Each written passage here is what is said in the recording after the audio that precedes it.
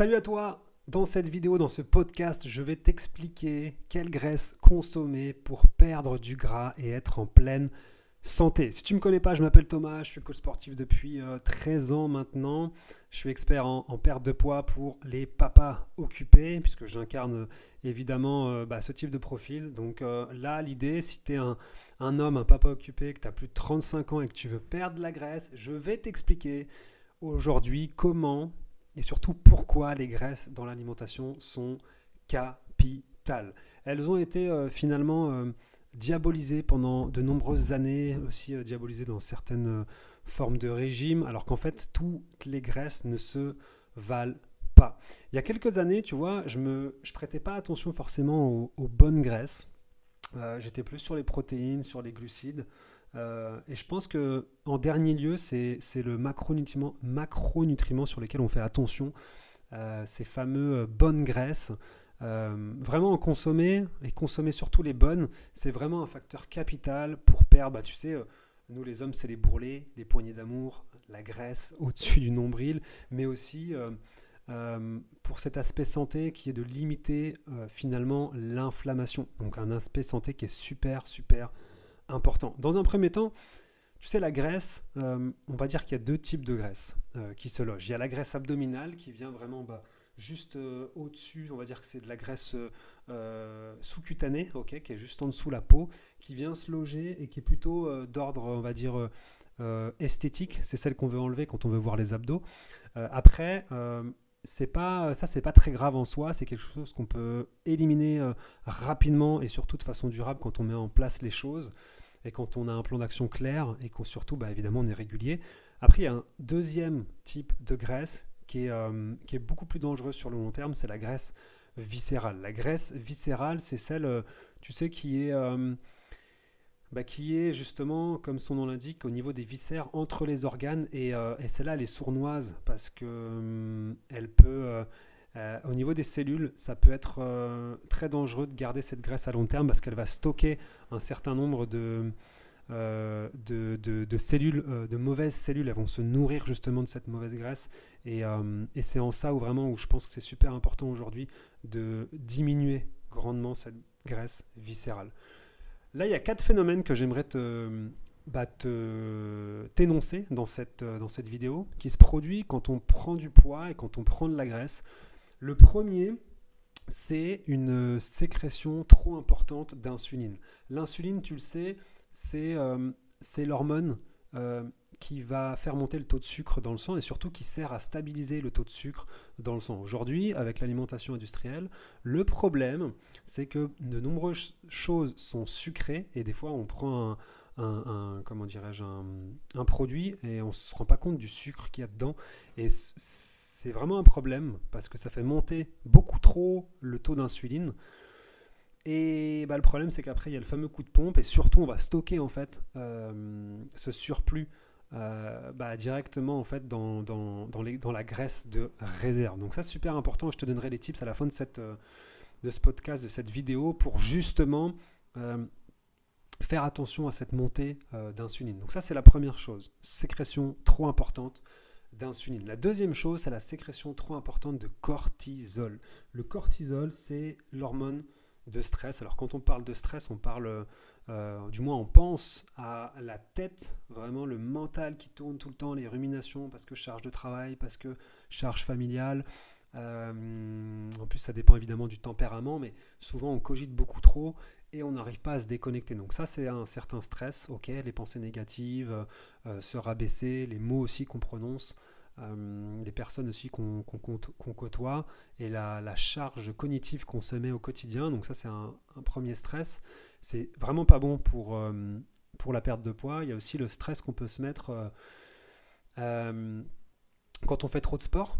Ça, c'est aussi une chose. Quand on dort mal aussi, si on n'a pas nos 7 heures de sommeil ou que la qualité de sommeil n'est pas bonne, on a aussi un taux de cortisol qui va monter, ok. Et aussi quand on jeûne trop souvent et qu'on a un quotidien qui est trop stressant, donc on va rajouter un stress supplémentaire. Et ça, c'est évidemment, dans un accompagnement, on fait attention à ça parce que c'est vraiment individualisé. Mais en tout cas, c'est la deuxième chose, sécrétion trop importante du taux de cortisol, le taux de stress. Troisième chose, on baisse le taux de testostérone. Quand on prend du poids, quand on prend de la graisse, malheureusement, on ne consomme pas les bons aliments et on va abaisser notre taux de testostérone, ce qui fait qu'après, on va prendre encore plus de graisse, on va avoir ce qu'on appelle l'aromatase qui arrive. Les hormones sont remplacées progressivement par des hormones féminines. On peut avoir aussi les pectoraux qui tombent de trop, des hormones féminisantes qui apparaissent et qui... Aussi au niveau de notre comportement, on a moins confiance en nous. Donc ça, c'est la troisième chose, baisse du taux de testostérone. Et quatrième chose, c'est l'excès de graisse aussi au niveau du foie, parce que quand on consomme énormément de choses sucrées, de mauvaises graisses, et ça, je vais te le dire juste après, quelles sont les bonnes, mais aussi de l'alcool trop régulièrement, on va avoir le foie qui va être engrangé d'excès de graisse. Donc sécrétion trop importante d'insuline, trop de sucre, sécrétion trop importante de cortisol, trop de stress, baisse du taux de testostérone qui est quand même essentiel et on en perd beaucoup au fur et à mesure des années quand on prend de l'âge, et excès de graisse au niveau du foie.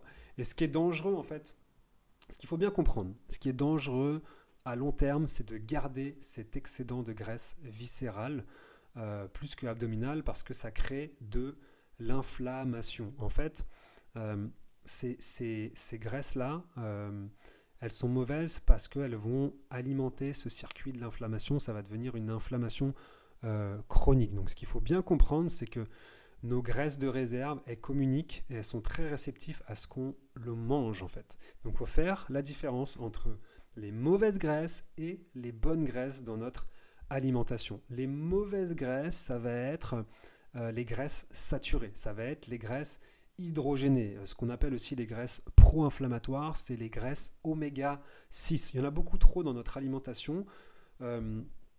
Ça va créer, comme je te l'ai dit, beaucoup d'inflammation chronique. Ça va perturber aussi la régénération et le fonctionnement des tissus tendineux, musculaires, le système digestif aussi, ça va perturber certains organes. Okay, donc c'est capital tout simplement de réduire ces graisses pro-inflammatoires qu'on appelle aussi les graisses oméga 6 et de consommer, on va dire, pour schématiser, les bonnes graisses, les fameux oméga 3. Donc pour ça, qu'est-ce qu'il faut faire? Ça va être super important. Dans un premier temps, pour être vraiment succinct et pour ne pas tourner autour du pot, il faut que tu dormes suffisamment. Le sommeil, si tu ne dors pas assez, malheureusement, heureusement, le sommeil sert déjà à réguler la satiété, à réguler le métabolisme, à réguler le contrôle de la faim. Tu sais, ces fameuses faims émotionnelles, quand tu es trop fatigué, tu te vas directement dans un placard où tu prends...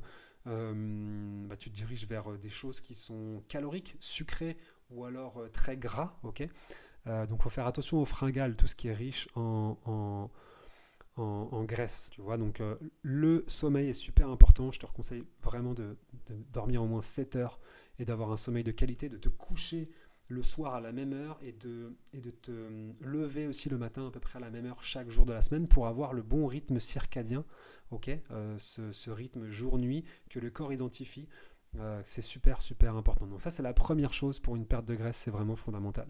La deuxième chose, ça va être de limiter les glucides à index glycémie haut. Il y a 3 types de glucides. Il y a les glucides à index glycémie bas, qui sont plutôt des légumes, les aromates. Les index glycémiques moyens, que tu peux manger régulièrement et d'ailleurs autour de l'entraînement. Et après, tu as les index glycémiques hauts qui sont finalement tout ce qui est beaucoup trop haut. Et ça, c'est vraiment à mettre dans des repas, on va dire plaisir, qui ne représentent que 20% dans l'ensemble de tes repas de la semaine. Super important. Il y a une autre notion qui est importante, je t'en ai parlé un petit peu, c'est de mériter ces glucides. En fait, consommer des glucides, il faut que ce soit aussi en fonction de ton niveau d'activité dans la journée, mais aussi de ton type de pratique dans la journée.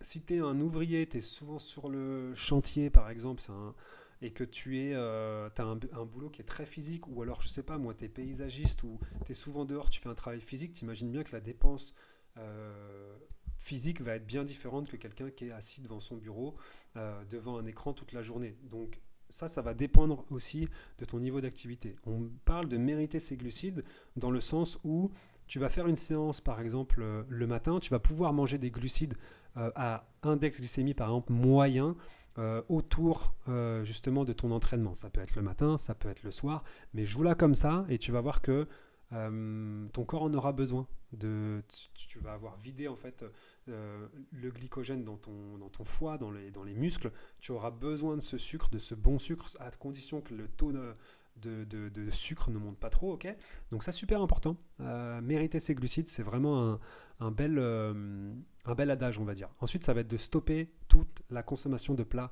préparés avec toutes les graisses modifiées, saturées, les excès de graisse oméga 6 dont je te parlais tout à l'heure, pro-inflammatoires. Il y en a dans les plats préparés, donc ça, franchement, zappe ces plats préparés. Au restaurant, malheureusement aussi, il y en a souvent, donc il faut faire attention Moi, ce que je te conseille, c'est de consommer plutôt des aliments bruts, entiers, qui ne sont pas tout simplement transformés par l'industrie agroalimentaire. Ensuite, ça va être de remplacer les mauvaises graisses par les bonnes, les fameuses oméga 3. Ce que tu peux faire dans un premier temps, c'est de te diriger vers les bonnes huiles vierges. On parle aussi de pression à froid, plutôt que des huiles raffinées avec des solvants, et il y a complètement une perte nutritionnelle dedans. Donc oublie l'huile de tournesol, oublie la margarine pour cuisiner. L'huile d'olive, elle résiste très bien à la chaleur. L'huile de coco aussi, très très bien. Puis après, tu vas avoir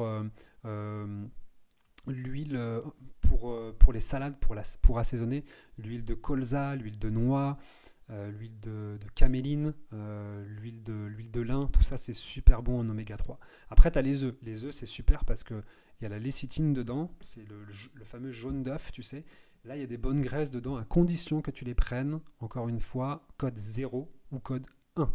Parce que la poule a mangé en principe des bonnes graisses, ce qui fait que dans le jaune ça va se retrouver dedans. Donc oublie trop de cholestérol. Moi je prends mes œufs au marché, ça n'a rien à voir.